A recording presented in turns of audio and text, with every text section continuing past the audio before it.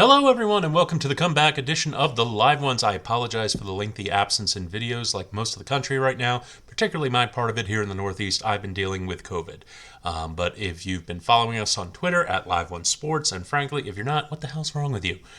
You know that we've been having a great first week to start the year. We went 6-1 with a hockey puck line value pick on New Year's Day, 500 the next 2 days, and 4-1 last night. So we're sitting at 14-6 for the week, up about 7 units. You have to love that kind of positive momentum going, and we're just going to keep riding it.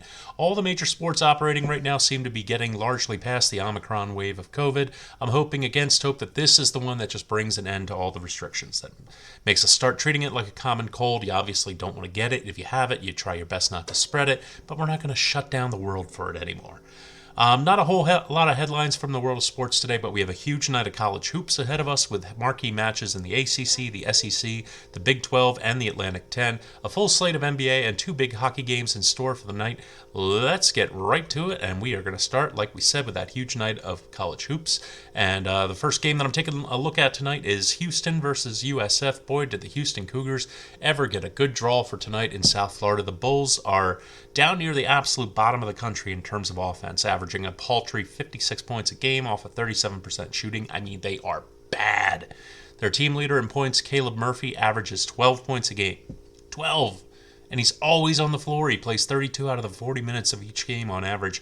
He's all they've got, and frankly, he ain't much. The Houston Cougars are ranked number 3 in the nation at 12-2. Their only losses have come against 2 really tough teams in Wisconsin and Alabama.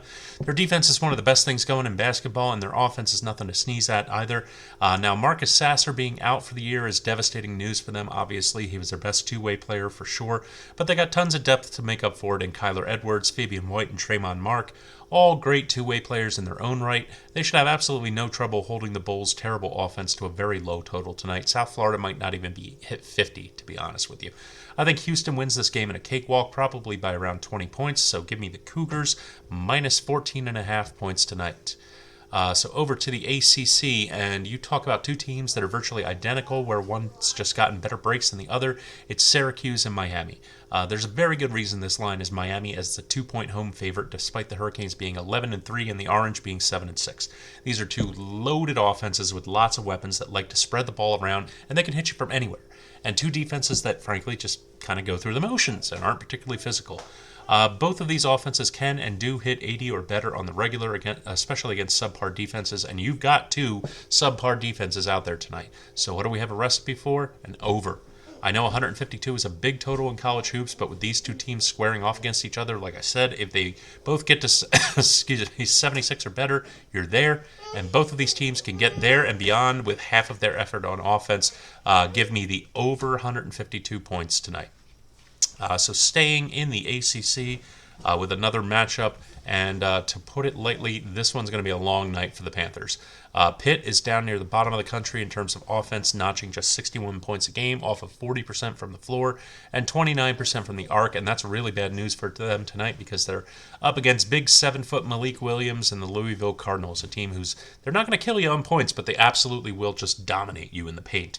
28th in the country in terms of offensive rebounds. They get a lot of their points off of second chances. The Panthers just have nobody who can match up with Williams and no one who's going to be able to break out in the paint against their defense. This should be an easy win for the Cardinals tonight where they hold Pitt's score nice and low, probably in the high 50s. I actually like the under 132 for this game tonight. Over to the NHL, and there are only 2 games on tap for tonight, but they're both pretty marquee matchups between the Oilers and the Maple Leafs, and the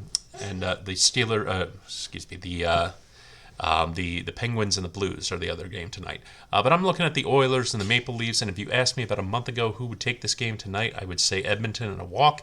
They were one of the most exciting offenses in hockey, and they got off to such a hot start to open the year. But times have changed. The Oilers, it's easy for me to say, have lost 13 out of their last 22 games, and they're just fighting to stay alive in the playoff picture in the West, honestly. Their problems on defense and goaltending have been particularly glaring the last couple of months. Mike Smith has been injured in one form or another pretty much the whole first half of the season. And Mikko Koskinen has been average at best as the everyday goalie with a .900 save percentage. Worst of all for the Oilers tonight is that they're missing a whole lot of their talent that has been keeping them in games on offense. Like their superstar Connor McDavid is out, along with Ryan Nugent-Hopkins and Derek Ryan. I don't expect them to be lighting up the back of the net tonight by any stretch of the imagination.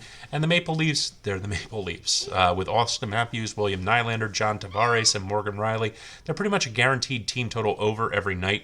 This game shouldn't even be close tonight. Take Toronto on the puck line at -1.5. You can get it for even money at most books. So last but not least, we are going to head over to the NBA and the Kings and the Hawks. And can we just talk about how atrociously bad the Hawks defense has been the past couple of weeks? Since Trae Young's return from injury, Atlanta is regularly giving up over 130 points a game. The sheer volume of players they currently have out due to COVID is just insane. But of course, Trae is out there balling every night. And their last game against Portland, he dropped 54 points, and the Hawks still lost. This team is making average offenses look like $1 million right now, and that's a recipe for another huge total tonight.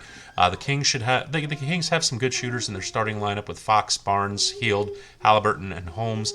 They should be easily able to do their part to get the total up there. I'm on the over 235 points tonight. Really just seems like a no-brainer. That's going to be it for us tonight, folks.